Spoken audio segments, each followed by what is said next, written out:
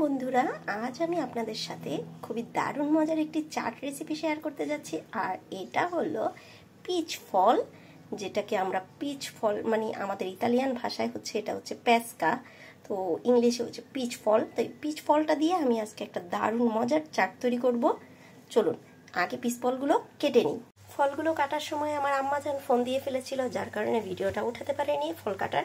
তো ফলগুলো আমি ছোট ছোট করে কেটে একটা বাটিতে ট্রান্সফার করে নিয়েছি। তারপর এখানে দিয়ে দিচ্ছি সামান্য একটু ধনিয়া পাতা কুচি, তারপর দিয়ে দিলাম সামান্য স্বাদ, দিলাম 1 চামচ পরিমাণ চিনি, দিয়ে দিলাম একটু কালো মানে বিট লবণ, তারপর দিয়ে দিলাম কালো গোলমরিচের গুঁড়া, দিয়ে দিব মোস্ট ইম্পর্টেন্ট চাট মশলা, এটা থেকেই ঝাল ছড়া।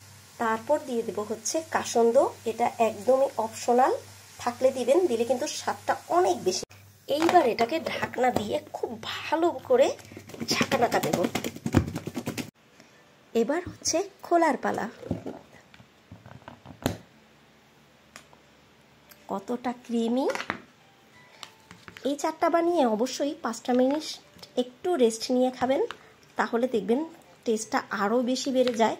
মানে বানিয়ে রেখে 5-10 মিনিট একটু রেখে খেলে এটার একদম মাখো মাখো একটা টেস্ট আসে, সেই হয়েছে সেই।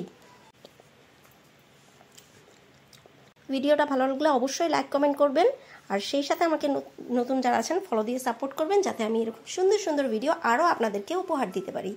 আল্লাহ হাফেজ।